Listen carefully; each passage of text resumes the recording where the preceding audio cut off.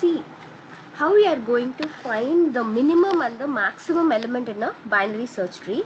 So we have already seen with how we are inserting and deleting an element from a binary search tree, how we are actually constructing a binary search tree. Okay, so until this we have known. Now from the binary search tree, how we are going to find the minimum and the maximum element. Okay, so in today's class, I'm going to explain you with the code, like how you can find the minimum element or the maximum element in a binary search tree. All right. So here I have given a binary search tree where we want to find the minimum and the maximum element in it. Okay. So let's see how we are going to solve this particular problem. So this is a logical representation of a binary search tree of you have integers here. Okay, as we know already, in a binary search tree, for all the nodes, values in the left subtree is always lesser and the values in the right subtree is greater. Okay, greater than this root node. So this is how we can define a particular node for a BST. Okay, so you have so here we have a structure with 3 fields, if you see. So one is to store the data, okay, another is to store the left child, and another is to store the right child. So this is a generalized structure of how you have to begin with a BST. So we know that when we are going in for the implementation of a BST, the identity of a tree that we always keep with us, we pass to function is the address of the root. So what I wanted to do here is, I want to write a function named find minimum. Okay, this is my function that should take address of the root node as an argument and return me the minimum element in a particular tree or in a given tree. Okay, so this find minimum BST node asterisk root. Okay, so just like find minimum, we can write another function called as find max. Okay, find max, what it's going to do is, it's going to return us the maximum element in a BST. So let's see how we can find the minimum element, which we shall continue with the code. So actually, before getting into the code, we have 2 possible approaches to find whether it can be a minimum element or maximum element. We can do it through 2 approaches. One is, we can write an iterative solution in which we can use a simple loop to find the minimum element. Or the second method could be, we can use a recursion or a recursive method. All right. So first I will show you how we are doing the iterative solution, or how we are coming to a conclusion of iteration. So if you have a pointer to the root node, we want to find the minimum element in the BST. Then from the root, okay, from the root, we need to go to the left as long as possible, okay, using the left links, because in a BST, all nodes in the left will have a lesser value. When you need to find the minimal value, then you have to traverse through the left subtree of your particular tree. Suppose you want to find the greater element, then you have to traverse towards your right subtree, which is going to have greater values. Okay, so as I said, we need to go to left as long as possible. We are going to start with a temporary pointer. Okay, so this can be a temporary pointer, or you can call it to be a current. So I have mentioned here as current to say that we are currently pointing to this particular node. Okay, so in my function, I am declaring this pointer to BST node named current. Okay, so we have and we have initiated setting the address of the root in it. So BST node asterisk current is equal to root, and with this pointer we can go to the left child with the statement like current is equal to current arrow left. So we first need to check if there is a left child, and then we can move to the pointer. Okay, so here we can use a while loop. So here you can use a while loop like this. So while current arrow left is not equal to null, current is equal to current arrow left. If left child of the current node is not null, okay, first we have to check for the condition. If it is not going to have any node further, it's not going to have a left subtree, then you have to return the value of the root. Okay, suppose if you find that a particular node, the current, if the left child of the current node is not null, then we can move this pointer current to the left child with the statement like current is equal to current arrow left. So here in our example, okay, we are pointing to the node with the value 15 initially. Okay, now this 15 has a left child. Okay, so what we have to do is we have to we can move this node with the value to 10. Next we are moving from 15 to 10 and we are making this to be the current. Once again this node has a left child. Okay, so we can go left again. Now this node with the value 8, it is not having any node. Okay, it is not having any left child, so we cannot go further. Okay, now we have to come out of the while loop, and at this point and this particular point, the node we are pointing to has the minimum value, so we can return the data in that particular node.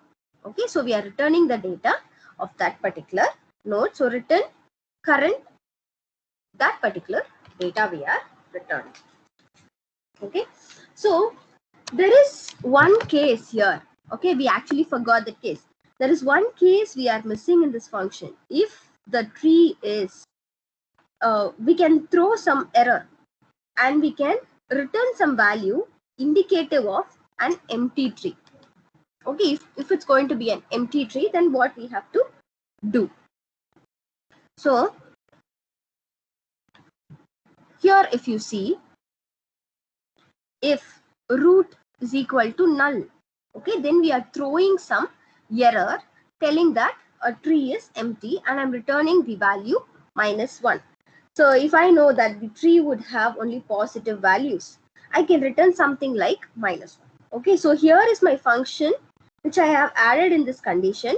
If root is equal to empty, next, so if it is empty, then you have to print an error and return with -1. That is why I have written the function like this. So one more thing, we do not need to to use this extra pointer to BST node named current root. Here is our local variable. Okay, 1 minute, I'll show you that here. Okay, so int find minimum BST. Okay, this particular root. Okay, so this is our local variable and we can use this particular root itself. So we can write our code like this. While left of root is not equal to null. Okay, while left of root is not equal to null, we can go left with the statement root is equal to root of left. And finally, we can return roots data. Okay, so this asterisk root dot data is just an alternative syntax for roots data. Okay, so if you see here, modifying this local root is not going to, this is a local root. Okay, so modifying this local root is not going to modify my root in the main function or whatever function I'm calling this find minimum function from. So this is going to be our iterative solution. Here we are going in for a while loop. We are checking for the condition if a root, if that particular root, if the current has a left child, then I'm traversing to that particular child. Again, I'm checking for a condition. If that has a child, then I'm moving to that particular node and I'm giving the value of that particular node, that particular current point. So this I'm doing an iterative solution. Okay. So the next thing is going to be the logic for, so this is, we have found out the minimal element. So what is going to be the logic for finding the maximum element? The only difference is, instead of going to the left side, we will have to go towards the right side all the time. And you have to check for the maximum element and return the value. So now we are going to see how we are going to find the minimum element using recursive method.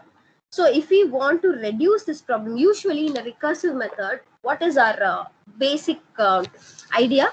We are going in to split that particular largest problem into sub problem, and that sub problem again into sub problem, and you will find out the solution. Okay, so if we want to reduce this problem in a recursive manner, in a self-similar manner, then what we can do is, if suppose the left subtree is not empty, then we can reduce the problem to finding the minimum in the left subtree. If the left subtree is empty, what we will do? We already know that the minimum, because we cannot have a minimum in the right subtree. We always know that minimum values are going towards the left subtree. So there is a recursion that we can write, root being null. If your root is going to be null, all right. Root being null is just a corner case. If our root is null, that is, if tree is empty, if a root is going to be null, then definitely a tree is going to be empty. We can throw an error. Okay, if a root is going to be null, we are throwing an error. Else if, see here you have used else if. So else if left child of root is null, left child of the root is null, we can return the data in the root.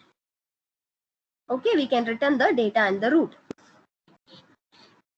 Else if left child is not empty, suppose your left child is not empty, in that case what you're going to do is, in other words, if left subtree is not empty, we can reduce the problem to in searching the minimum element in the left subtree.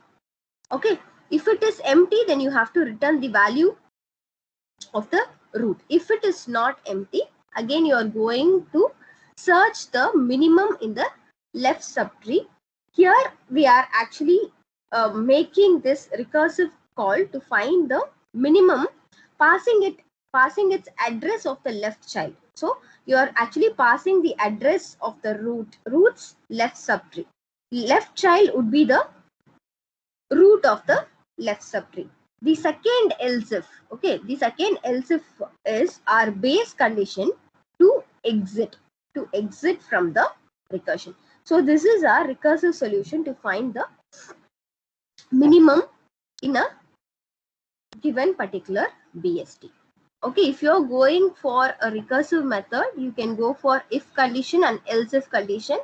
If you're going for an iterative solution, you're going in for a looping, where you're using a while loop to find the condition, whether it's having a left subtree or a right subtree. If you have to find the maximum, you have to check whether you have a, from the root you have a right child. After you find a right child, you have to check if the right child is again going to have a right child. You just have to traverse as much as possible towards the right and find the maximum element in your BST. So this is the condition where you can either go for recursive method or either you can go in for a iterative method to find the minimum and the maximum in your binary search tree. Clear, guys? Yes, ma'am. Yes. So once again, you please go through this particular PPT. Okay, you can go through the particular PPT and you can ask me any doubt. I think I have given